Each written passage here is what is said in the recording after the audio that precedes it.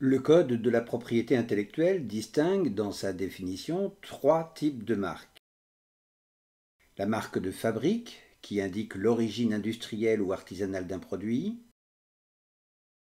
La marque de commerce, qui est celle qu'un distributeur appose sur un service ou un produit qu'il a élaboré, fabriqué lui-même ou dont il a externalisé la production, comme les marques de distributeurs. Et enfin, les marques de services qui identifient les prestations fournies par des organisations, souvent en reprenant le nom de ces dernières. Mais on rajoute à cette liste légale les marques collectives qui peuvent être utilisées par un grand nombre d'organisations, moyennant quelques contraintes. Et tout d'abord, les marques collectives simples. Ce sont des marques qui vont promouvoir l'activité d'entreprises partenaires ou qui partagent des intérêts similaires. Les organisations voulant utiliser cette marque ou ce label devant répondre à un règlement d'usage de l'ayant droit de celle-ci, une éthique partagée, des process industriels, etc. Mais aussi les marques collectives de certification qui vont garantir le respect d'une certaine qualité du produit ou du service, vérifiées régulièrement par des organismes certificateurs. Certaines sont officielles et garanties par l'État, d'autres peuvent être privées. Ces quatre types de marques sont donc là pour distinguer les produits ou services d'une organisation par rapport aux autres, par l'usage de signes graphiques, auxquels sont venues s'ajouter les possibilités offertes par le numérique, y compris les hologrammes. Seules les odeurs restent encore non déposables. On peut donc déposer des expressions quelconques qui seront des marques verbales, comme des noms de famille, des mots fantaisistes ou non, des chiffres, des lettres, des combinaisons de chiffres et de lettres, ou même des slogans. Ou des marques basées sur la représentation graphique de ces expressions, comme les pictogrammes qui symbolisent l'idée véhiculée par la marque ou son nom. Des logotypes qui mettent en avant une typographie particulière.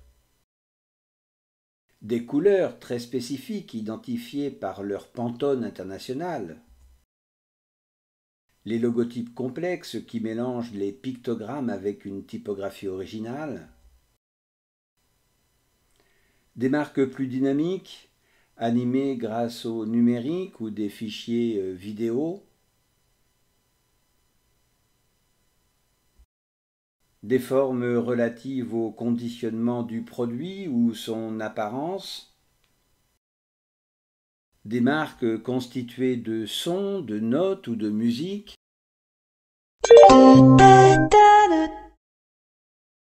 Ou enfin des emplacements spécifiques où les apposer. Bien évidemment, toutes ces marques peuvent se combiner entre elles en suivant cet exemple.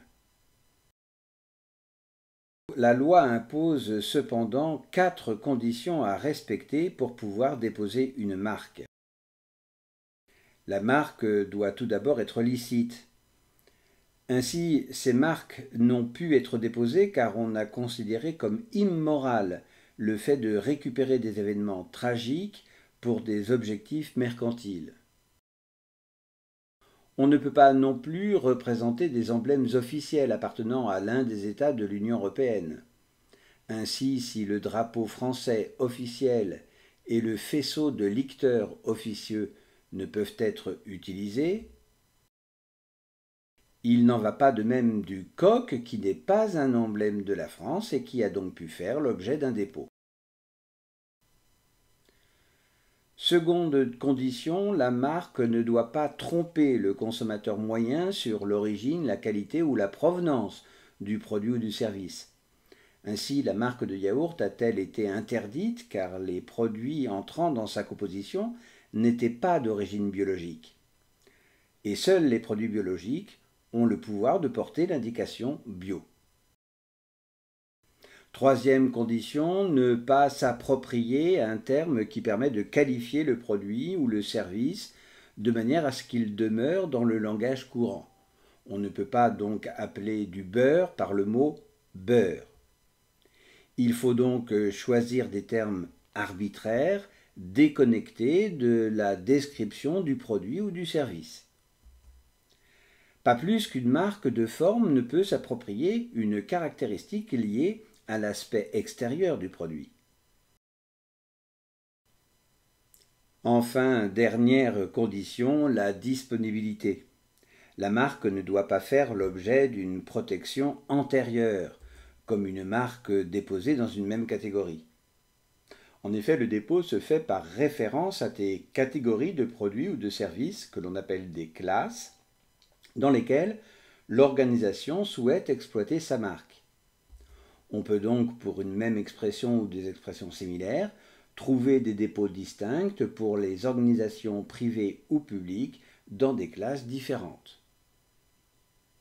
Autre droit qui peut être protégé, les droits aux brevets déjà déposés, aux dessins, aux modèles, aux droits d'auteur, les noms par lesquels on appelle les entreprises, les noms de domaine sur Internet, voire des droits de la personnalité comme des traits du visage ou la voix. En France, le dépôt se fait à l'Institut national de la propriété industrielle, selon une procédure maintenant totalement dématérialisée. Si la protection souhaitée doit couvrir le territoire européen, une procédure similaire peut s'ajouter auprès de l'Office de l'Union européenne pour la propriété intellectuelle ou même auprès de l'Office mondial de la propriété intellectuelle pour une protection dans le monde entier. Cette procédure est relativement rapide lorsque aucune personne ne s'y oppose, elle est d'environ de 3 à 6 semaines. Mais le déposant devra d'abord veiller à s'assurer que la marque est bien disponible, ce qui peut être complexe à analyser au regard de nombreux droits acquis qui peuvent y faire obstacle, non répertoriés dans la base des marques de l'INPI. C'est à compter de l'étape numéro 4 que les tiers ont 2 mois pour s'opposer au dépôt. Une procédure de conciliation est alors engagée pour trouver une solution. Une fois la publication définitive de la marque, le titulaire ou ses ayants droit est le seul à pouvoir exploiter lui-même sa marque pendant 10 ans contre le paiement d'une taxe annuelle. Il peut aussi en concéder l'exploitation à des partenaires, ce qui est le cas par exemple dans les contrats de franchise, ou la vendre à quelqu'un. La marque est alors protégée contre les usages non autorisés. Le titulaire de la marque ou ses ayants droit peut donc récupérer l'usage de sa marque notoire, c'est-à-dire une marque connue du public qui évoque immédiatement le produit ou le service qui lui est associé mais qui n'a pas été déposé, ou faire annuler un dépôt de marque qu'elle estimerait trop similaire à la sienne et qui constituerait à ses yeux une contrefaçon. Elle peut par cette même action faire condamner toute personne qui en ferait un usage non autorisé. Et bien évidemment, ces actions n'empêchent pas le titulaire de la marque ou ses ayants droit de réclamer des dommages et intérêts pour le préjudice subi.